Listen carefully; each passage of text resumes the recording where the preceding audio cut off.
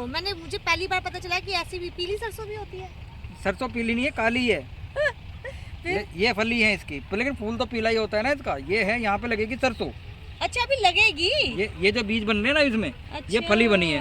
ये फली के अंदर इसके सरसों की जो काली वाली सरसों, उसके बीज बनेंगे और फिर ये झाड़ी जाएगी। यार हमारा क्या फायदा यार, है खेतों के पास में रहते हैं, गांव के पास में रहते हैं, हमें ये भी नहीं पता सरसों क्या है। ये जो है ये सरसों की फली है, ये धीरे धीरे मोटी होंगी, इसके अंदर ये जो ना ये बीज बनेंगे, फिर वो बीज झड़ेगा, निकलेगा, फिर उस तरीके से बनेगा। ये देखो इस तरीके से हम इसे तोड़ेंगे एक को, ये देखो ये हो गए मोटे मोटे बीज।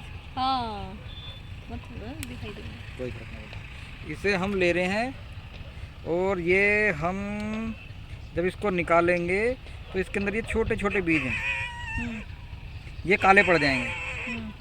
काले ही होते हैं, या जो पीली सरसों होगी तो ये बीज पीले पड़ जाएंगे। ये वाले, ये मोटे जो बीज हैं ये काले पड़ जाएंगे या पीले पड़ जाएंगे। तो पीले हो गए तो पीली सरसों, काले हो गई तो काली सरसों। अच्छा, रियल में अच्छा है ना। सरसों, वही सरसों ना जो सरसों का साग खाते हैं। ये वही सरसों है। तो यार बीज में से पत्ते निकल जाएंगे। कौन से पत्ते? सरसों वाले, जो सरसों वाले साग खाते हो। हाँ। वो तो जब का है जब ये उग के लगभग 6 इंची रहती है, उसमें से टूटते हैं। अब नहीं टूटेगा, अब तो ये बेकार क्या है? अब ये सरसों पकने के लिए है, इसमें सरसों का तेल निकलेगा। अच्छा, ये सरसों निकलेगी, ये बीज झड़ेंगे, उन बीजों में से तेल निकलेगा। अच्छा, ये तेल वाली सरसों है क्या?